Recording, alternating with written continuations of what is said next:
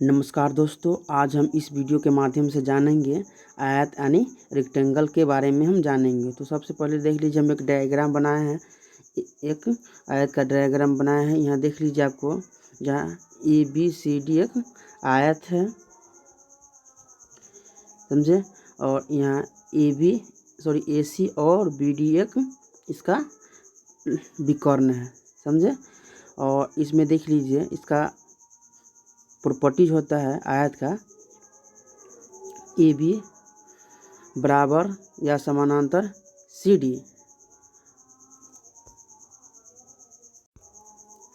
और यहाँ AD जो A और D दिया हुआ है, इसके समानांतर या बराबर आपको BC होगा, समझे।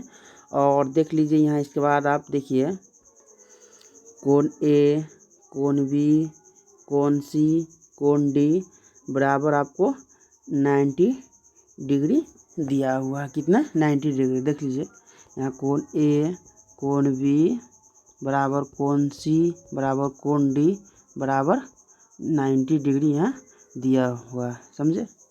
होता है, इसका गुण होता है, समझे। और एक और चीज़ देख लीजिए, यहाँ जो इसका दो विकर्ण है AC और BD, तो AC बराबर आपको यहाँ BD हो जाएगा, समझे। क्या हो जाएगा? AC बराबर BD। यहाँ देख लीजिए, आपको यहाँ सब चीज़ हम लिखे हुए हैं।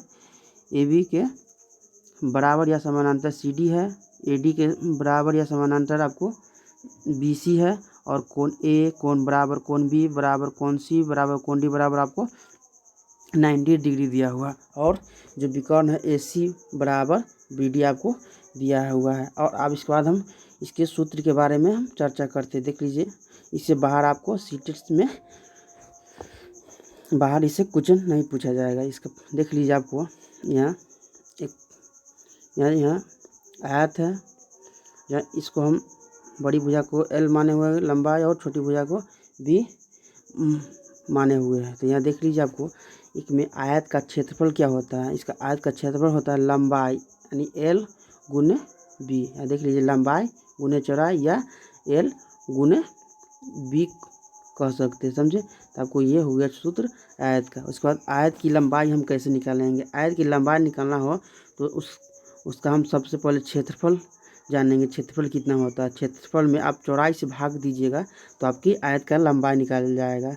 और उसी तरह अगर आयत की चौड़ाई निकालना है तो क्षेत्रफल को पहले जानेंगे। क्षेत्रफल में आप लंबाई से भाग दीजिएगा तो आपका इसका चौड़ाई निकल जाएगा।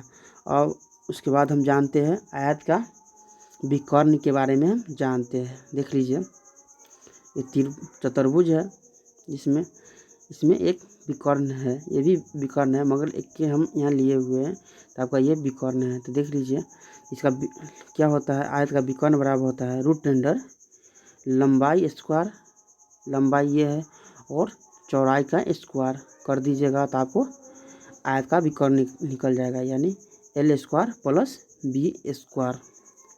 इसके बाद हम देखते हैं आयत की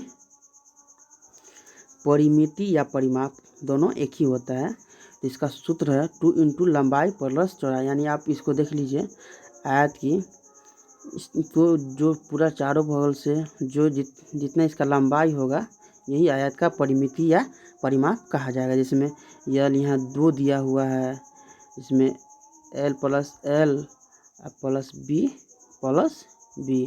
तो आप इसको कॉमन ले लीजिएगा तो 2L प्लस B यहाँ होगा। तो यही यहाँ सूत्र निकल कर आया है इसका 2 × लंबाई प्लस चौड़ाई, 2 × लंबाई प्लस चौड़ाई। यहाँ देख लीजिए। और इसके बाद एक चौथा में प्रश्न पूछा जाता है, यदि आयताकार मैदान के अंदर से चारों ओर रास्ता बना हो तो रास्ते का क्षेत्रफल क्या होगा। तो ये देख लीजिए, इस तरह को हम डायग्राम से कैसे समझते हैं। सबसे देख लीजिए, आपको डायग्राम यहाँ दिए हुए हैं। यहाँ आपको देखिए, यही डायग्राम है। अगर एक आपको आयत का क्षेत्र यहाँ दिया हुआ है, एरिया इतना दिया हुआ है, और इसके अंदर से रास्ता बोलेगा बना रहा है चारों तरफ से 2 मीटर या 4 मीटर या 5 मीटर, तो इसका फार्मूला क्या हो जाएगा देख लीजिए। और अगर यहाँ इसका एरिया दिया हुआ और इसके अंदर बोल रहा है अंदर में, तो इसका सूत्र क्या हो जाएगा, सूत्र देख लीजिए। यहाँ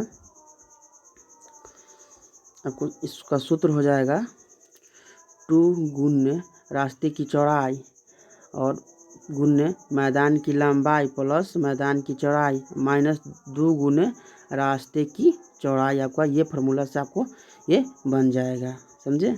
और इसके बाद हम जानते हैं यदि 5 में देखिए, यदि आयताकार मैदान के बाहर से चारों ओर रास्ता बना हो तो रास्ते का क्षेत्रफल क्या होता है, देख लीजिए। इसका डायग्राम से हम समझते हैं 5 में, जिसकी इसका डायग्राम ये हो जाएगा। इसमें ये आपको आयत दे दिया हुआ है और इसके बाहर से चारों तरफ कह रहा है, तो आपको ये फार्मूला देना होगा। फार्मूला में देख लीजिए आपको क्या है,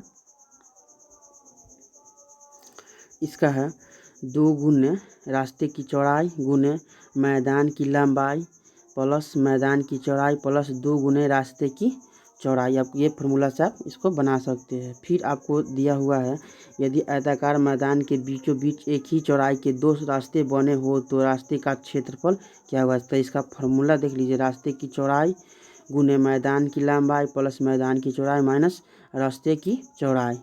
देख लीजिए आपको यहाँ ये फिगर से आपको समझ लीजिए, आपका ये फिगर है। देख लीजिए, मान के चलिए कि ये आपको एक आयत दिया हुआ है और इसके बीचों बीच 2 सड़क बनाई गई है, समझे।